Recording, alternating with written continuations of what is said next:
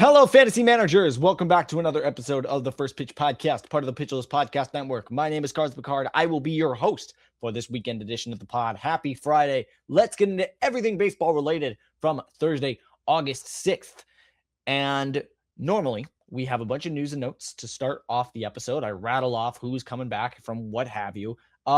There was almost no news in baseball yesterday. Just a very slow news day. So the big news I have for you is Joe Ryan is hitting the 15-day IL with the left glute strain, although we kind of already knew this was going to happen. But Ryan is expected to miss a couple turns in the rotation, should be back fairly quick, and not expected to be a major injury. But for Ryan, who has gotten off to the slow start in the second half as he normally does, a setback for him.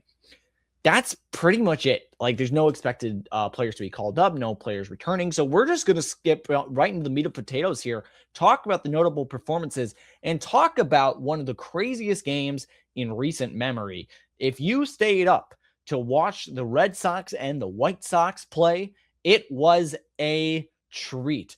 This final score of this one is 11-12 after 13 innings, as the Red Sox are able to walk off the White Sox. It was a back and forth wild game, but the star of the game, in my opinion, was not the player on the winning team. It was the hitter of the day for me. Chase Meidroth goes 3 for 5 with a pair of home runs and a pair of walks. It is a very impressive performance for someone who is not necessarily known for their power. Meidroth has broken into the lineup and been able to stay as a fixture of the White Sox, former Red Sox prospect, and he goes against his former organization and absolutely tears them apart.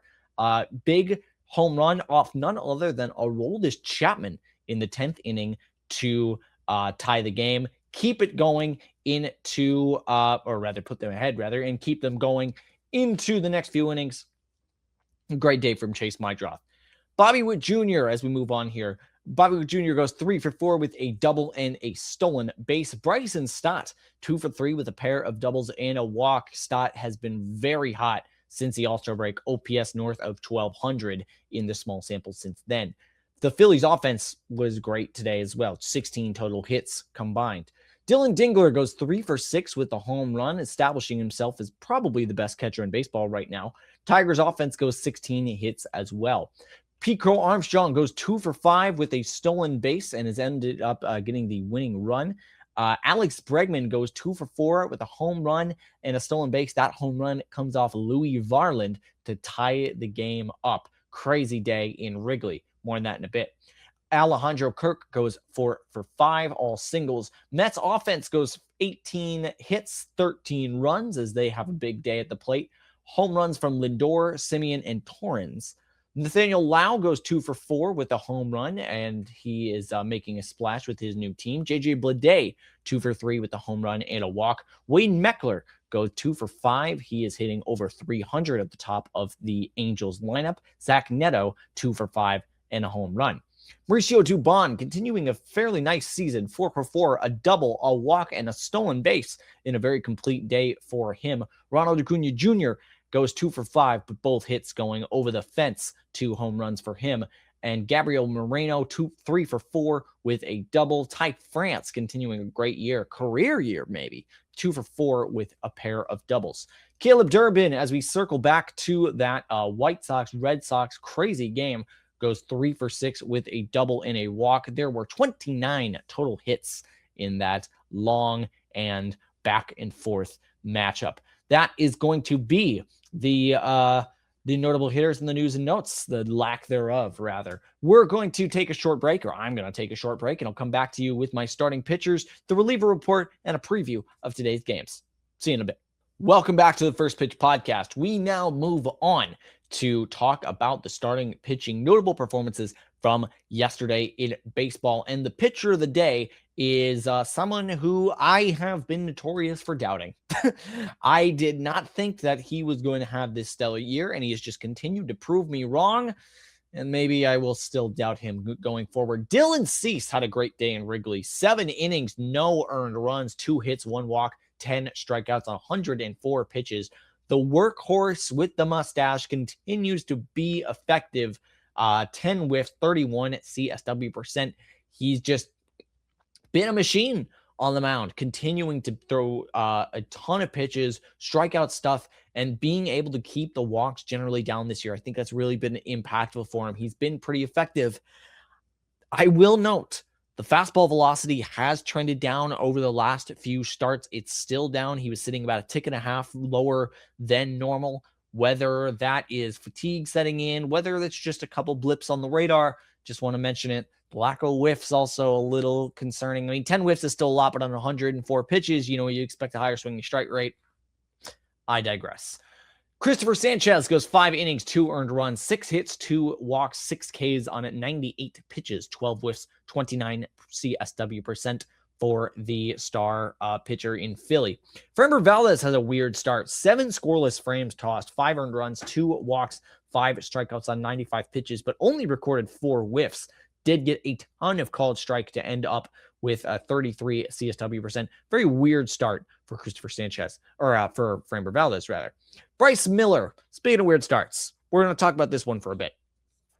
Miller goes 5 innings, allows 3 earned runs in the first, ends up with 4 on the day, 5 hits, 2 walks, 5 strikeouts, 93 pitches, 10 whiffs, 25 CSW percent. Now, this was a really weird line, especially because the PLV grades and generally the stuff grades looked pretty nice, and Miller's had a few shaky starts. So I went in and I looked at the actual individual matchups, the pitches, and things here. And I don't want to talk too long about this. You can find some breakdowns later. But I will note a lot of the hits and what happened in the game here were pretty bad luck. Against Kevin McGonigal, first at bat of the game, a pitch that should have been called a strike by ABS system is called the ball. McGonigal ends up walking on 5 pitches. The next batter grounds out, but Dylan Dingler ends up hitting a home run on the 3rd plate appearance of the game, 2-run shot, and already he's in the hole. A couple other pitches, Riley Green ends up hitting a pitch that's closer to his shoulders than his waist, and that's going to smack in a couple. That's going to get smacked into the outfield and get a run. The expected batting average wasn't terribly high on a lot of these hits. Basically, long story short, I think Bryce Miller gets unlucky here. I think that he's a really good pitcher, and I think this might be a decent chance to buy. So, that's my take on Bryce Miller. Moving on. Nolan McLean goes 5 innings, 5 earned runs, 8 hits, 3 walks, 8 strikeouts on 94 pitches, 8 whiffs, 27 CSW percent. It's a disappointing start for McLean, although, like I said, the Mets offense gives him a bunch of run support. Foster Griffin goes 4 innings, 5 earned runs, 7 hits, 2 walks, 6 Ks, 88 pitches, 8 whiffs, 25 CSW percent. And his first appearance as a member of the Cleveland Guardians does not quite go to plan as he gets rocked. Braxton Ashcraft goes 5 innings, 4 earned runs, 4 hits, 1 walk, 5 Ks, 82 pitches, 10 whiffs, 34 CSW percent. Weird start. Ashcraft has had a weird second half. I don't know quite what to make of him. He still is grading out pretty well. One of those guys I think you got to go on a start-by-start basis.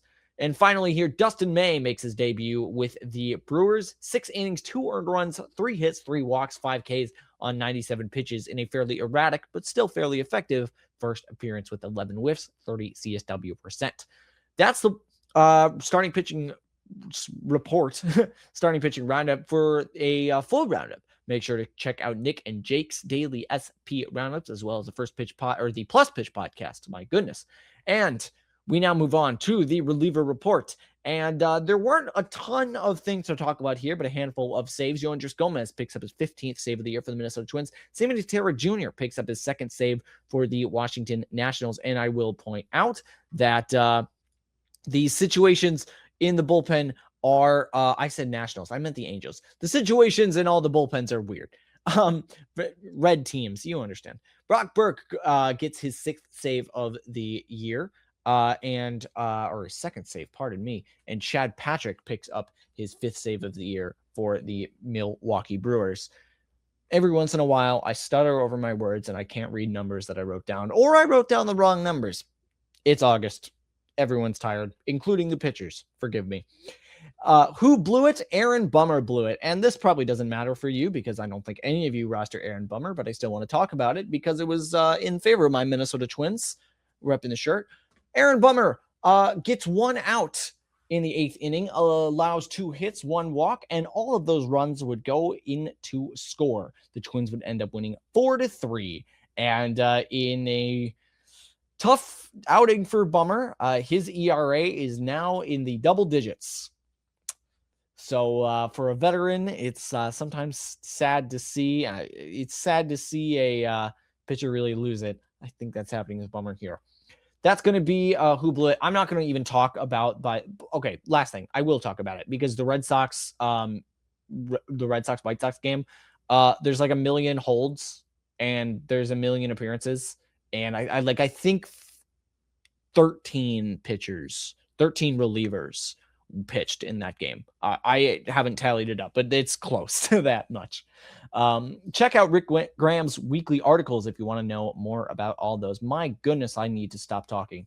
Let's wrap this up real quick by looking forward to today's slate of games. It is a full slate of games here on this Friday. The Guardians at the White Sox. It is Parker Messick versus Noah Schultz. The Braves at the Yankees. It is Tyler Mahle versus Max Fried. It is the Rays and the Mariners. Drew Rasmussen versus Logan Gilbert. All of those, I think, are marquee matchups, but my game of the day is going to be the new kid in town versus the veteran. It is the Blue Jays at the Phillies. Jose Soriano versus Zach Wheeler.